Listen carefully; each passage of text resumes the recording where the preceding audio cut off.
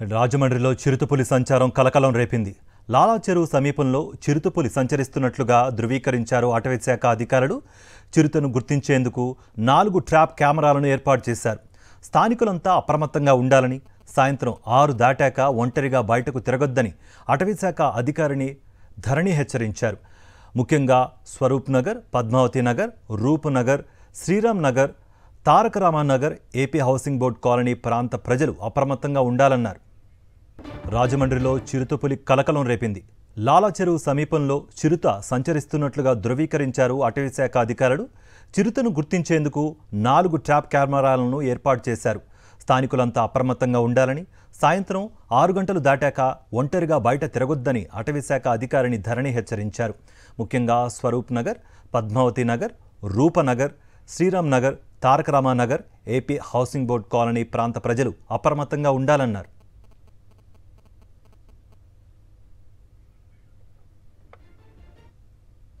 ఏ ఏరియాలో అన్ని పబ్లిక్ 6 తర్వాత బయట రాకూడదు, బయట పిల్లల్ని విడిగా పంపించవద్దు, టార్చ్ లైట్ లేకుండా రావద్దు, ఎవరు కూడా బయట వచ్చి స్క్వాట్ చేసి ఏ పర్పస్కైనా కూర్చోవద్దు. ఓపెన్లో వచ్చి డిఫెకేషన్ చేయడం, కింద కూర్చోవడం, మీరు కూర్చోంటే మీరు ఒక ప్రే లాగానే ఉంటారు. ఖచ్చితంగా యానిమల్ అటాక్ చేయడానికి పాసిబిలిటీస్ ఎక్కువ. దానివల్ల అలాంటి యాక్టివిటీస్ చేయొద్దు. ఏరియాస్ చెప్తున్నాను, మనం Swaroop Nagar, Padmavathi Nagar, Pathina Nagar, Roopanagar, Taraka Ram Nagar, Sriram Nagar, AP housing board colony, Diwan చెరువు చుట్టూ ఈ ఏరియాస్లో కొద్దిగా మనం ఎక్సెస్ కాషియస్గా ఉండాలి. పబ్లిక్ ఎగ్జాక్ట్గా దీంట్లో మాత్రం ఉంది అని కాదు, మేము పెద్ద ఏరియా కవర్ చేసి చెప్తున్నాము. దీంట్లో మ్యాక్సిమం పాసిబిలిటీస్.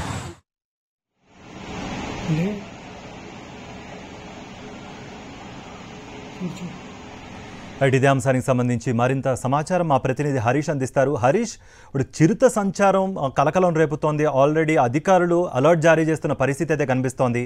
ఆ చిరుత ఏమన్నా అటాక్ చేసిన సందర్భాలు ఏమైనా ఉన్నాయా? అధికారులు ఏమంటున్నారు? మీ దగ్గర ఉన్న అప్డేట్స్ ఏంటి? కార్తిక్, రాజమండ్రి పరిసర ప్రాంతాల్లో కలకలం సృష్టించిన ఈ చిరుత సంచారం అయితే కొనసాగుతుందన్న విషయాన్ని అధికారులు స్పష్టం చేశారు. ప్రధానంగా ఇంతవరకు ఎవరి మీద అటాక్ చేయకపోయినా సరే చిరుత ఉందన్న విషయాన్ని అయితే, చుట్టుపక్కల ఏదో ప్రాంతంలో ఉందన్న విషయాన్ని అయితే ఇప్పటికే ఐడెంటిఫై జరిగింది. అదే విధానం అధికారులు కూడా ప్రకటించారు. దీనికి సంబంధించి చుట్టుపక్కల ప్రాంతాలంతా చాలా అలర్ట్గా ఉండాలి. ఎందుకంటే ఈ ప్రాంతంలో నివాస స్థలాలు చాలా ఎక్కువగా ఉన్నాయి, ఇళ్ళు కూడా చాలా ఎక్కువగా ఉన్నాయి, పిల్లలు కూడా బయటకు వెళ్ళి వచ్చే పరిస్థితి కూడా ఉంది. వీళ్ళంతా అలర్ట్గా ఉండాలని, ఎక్కడ ఏ రకమైన కదలికలు కనిపించినా సరే తమకు సమాచారం అందించాలని ఫారెస్ట్ అధికారులు ఇప్పటికే ప్రకటించడం జరిగింది. దీనికి సంబంధించి వాళ్ళు ఏ రకమైన ఏర్పాట్లు చేస్తారని చెప్పడానికి మనతో డిఎఫ్ఓ ధరణి ఉన్నారు.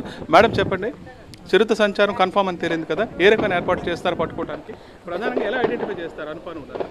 ఫస్ట్ ఆఫ్ ఆల్ ఇనీషియల్ మనం స్టార్ట్ చేసింది పగ్మాక్ ఐడెంటిఫికేషన్ అండి. పగ్మాక్ ఐడెంటిఫికేషన్ ద్వారా చూస్తే ఎక్కడెక్కడ తిరిగింది అనేది మనకు తెలిసింది. ఫర్దర్ అది కన్ఫర్మ్ చేయడానికి, ఎందుకంటే ఇక్కడ మన సాయిల్ హార్డ్గా ఉంది రాజమండ్రి ఏరియాలో, సో దానివల్ల మనకు పగ్మాక్ ఎగ్జాక్ట్గా యానిమల్ స్పీషీస్ అనేది తెలియదు. దానివల్ల కెమెరా ట్రాప్స్ ఫిక్స్ చేశాము. నిన్నటికి మనం ఫిక్స్ చేసిన కెమెరా ట్రాప్లో ఇమేజెస్ కూడా పడింది. సో లెపర్డ్ అనేది మనం కన్ఫర్మ్ చేశాము. అండ్ ఈ రోజు number of camera traps and మనం ఐడెంటిఫై చేసిన ఏరియా కన్నా ఇంకా కొద్దిగా పెద్ద పెరిమీటర్ పెట్టాము. సో దట్ దానికి పైన కూడా ఇది వెళ్తుందా లేదా అనేది కనుక్కోవడానికి కోసం చేశాము. అండ్ పక్కనే దివాన్ చెరువు ఆర్ఎఫ్ ఉంది, రిజర్వ్ ఫారెస్ట్ ఏరియా ఉంది. ఆ రిజర్వ్ ఫారెస్ట్ పక్కన హ్యాబిటేషన్ ఉంది, హ్యూమన్ హ్యాబిటేషన్ ఉన్నాయి. అది మనకి ప్రాబ్లం ఉంది. సో మోస్ట్ ప్రాబబ్లీ ఈ యానిమల్ని మళ్ళీ ఫారెస్ట్ లోపల ఇంటీరియర్లో డ్రైవ్ చేయడానికి మనం ఫస్ట్ ట్రై చేస్తాము. ఇన్ కేస్ అది హ్యూమన్కి ఏదైనా ప్రాబ్లం క్రియేట్ చేస్తున్నలాగా ఎమర్జెన్సీ సిట్యువేషన్ మనకి అనిపిస్తే అప్పుడు ట్రాప్ కేజెస్ అనేది మనం రెడీ సిట్యువేషన్లో పెట్టుకున్నాము. We brought it to Rajamahendravaram. మన దగ్గర ఉంది ఇప్పుడు ట్రాప్ కేజ్.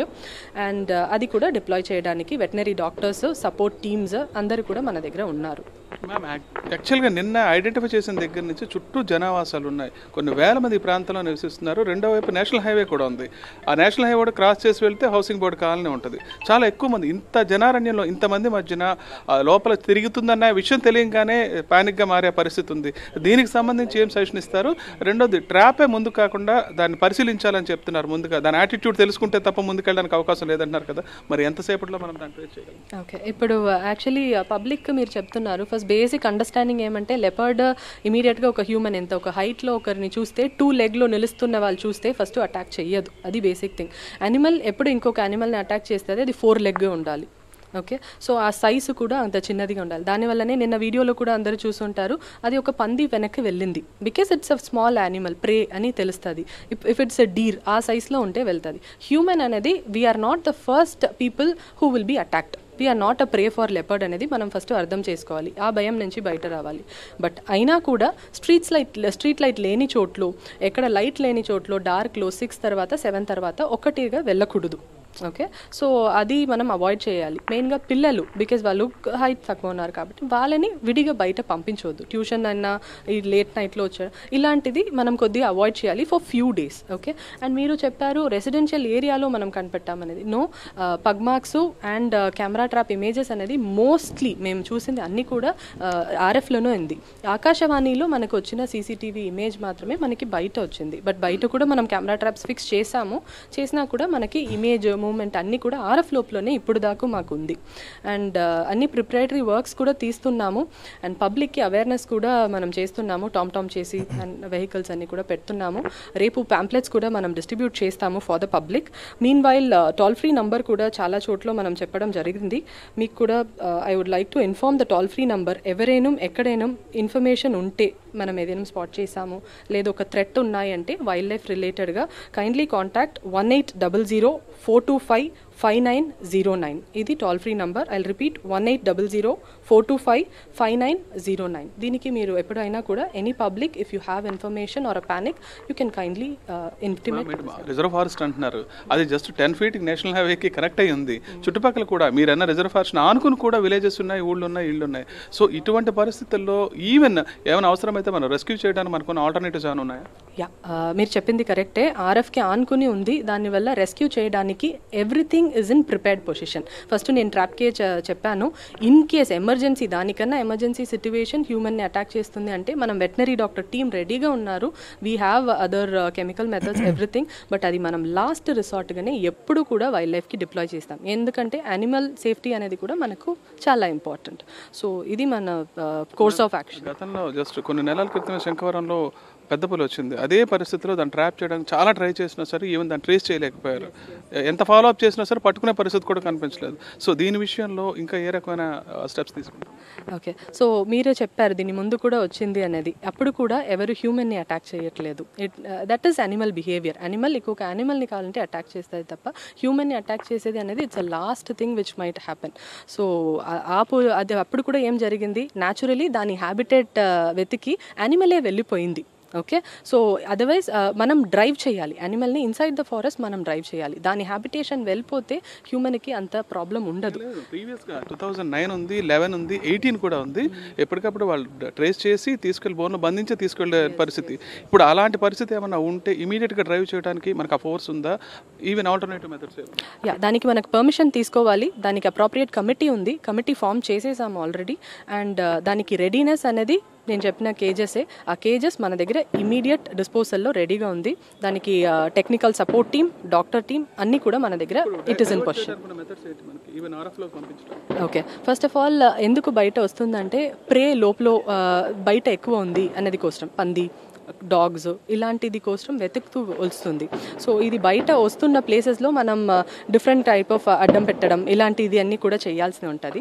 బట్ ఈ యానిమల్ని కొద్ది రోజు మనం అనలైజ్ చేసి చూస్తే ఇట్ మైట్ ఈవెన్ యానిమల్ అనేది యూజువలీ దాని అగైన్ టు ఇట్స్ హ్యాబిటేట్ వెళ్ళడానికి కూడా ఛాన్సెస్ ఉంది. దానికోసమే మనం కెమెరా ట్రాప్ మానిటరింగ్ అనేది చాలా ఇంపార్టెంట్. దాన్ని మనం అనలైజ్